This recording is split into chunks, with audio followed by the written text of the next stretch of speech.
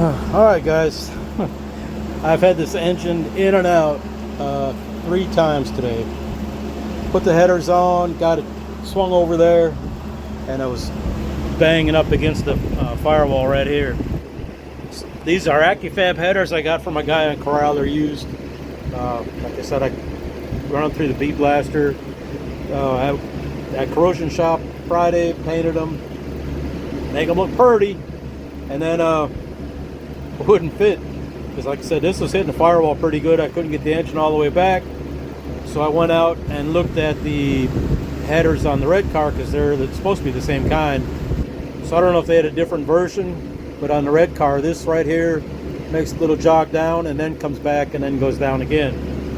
So I got all kinds of clearance on the red car, and I was wondering, I was like, I didn't have to do anything when I put these style headers on the red car, but must be something different. So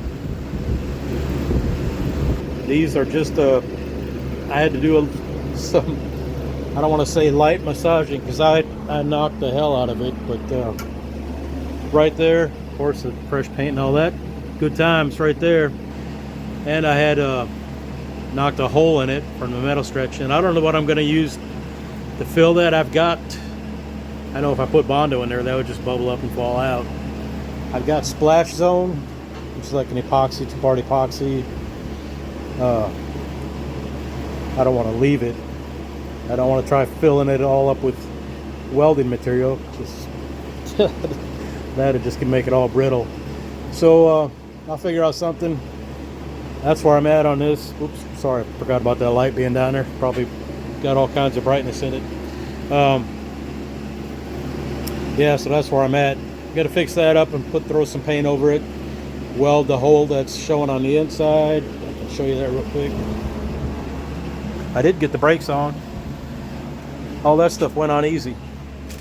And that is what's happening there. There was, that hole that's here for the AC drain. I welded a patch in that, and right below it, when I was beating the hell out of it, because I was thinking, do I take the header, cut it, and try to get another pipe bent, or what? And finally I just like, you know what? It's not like this is a show car or a classic or anything like that. So out came the big old hammer, went to town on it. But it does fit. I put it in there. Everything's good. I got about a ½ inch of clearance. So even the BBK headers, I had to put that, you can see that line right down through there on the bottom. I had to knock that in for those. So yeah, it's a good time. I had the transmission in and everything. And then run into the issue with the header. So that's where I'm at. I'm gonna try to get this cleaned up tonight and probably get the spray painted tonight, and then I'll put the engine back in tomorrow, get the transmission in, and then I'll have all this room right here where I can start working on the doors. So anyway, just thought I'd share a bit of aggravation. This is why some people take up stamp collecting. I'll catch y'all in the next clip. What's up, fellas? Welcome back to the shit show. So I haven't messed with the car like for over a week. I think in the first part of this clip that's going to be on there, I had put the engine in, I had it in and out a couple of times, had issues with the header. So I put it in the last time, I think a week ago, last Wednesday. It's Saturday morning now. And saw where I had made a mistake when I put the bung in the header for the O2 sensor. You want to put them in at a little bit of an up angle so they drain, because if you get moisture in there, so you want it to drain back into the pipe. And I got it at too much of an angle, so now it's like when you put the transmission in, the end of the bung is like real close to the transmission. And these bungs, I got them from Summit, but they're pretty tall, so I'm going to take a look at it. Maybe I can cut it down, but I think I'm inclined now to take the engine back out, take the header back off, and then put the bung down about a half an inch. That's all it is. Just it's that simple, but just that little bit off really messed it up. So yeah, like I said, it took a week off. I didn't do anything with the car. This one, I did put a different steering wheel on the. I bought one for the red car to get rid of that airbag one, and of course it didn't fit, even though it said it would. So I ended up putting that steering wheel on the LTD, and I'll figure out something else for the red car. So let me get you off this, and we'll show you what I didn't do, or what caused this. I did put a different hook on here, or a link, fused it together with my welder. When I put the cherry picker on here, it didn't really have the incline that I wanted. It just kind of kept the engine just slightly off from level. So I'll put this on here. I'll try it out. Seeing so I got to take the engine out again anyway. It's just in. You know, it's not really. I got a nut on there, but it's not tight or anything. And let me crawl underneath here, and I will show you what's going on with the header bung. All right, so this is the view from underneath. Obviously, this is the offending one here. I got it a little too high on the pipe. This one's fine.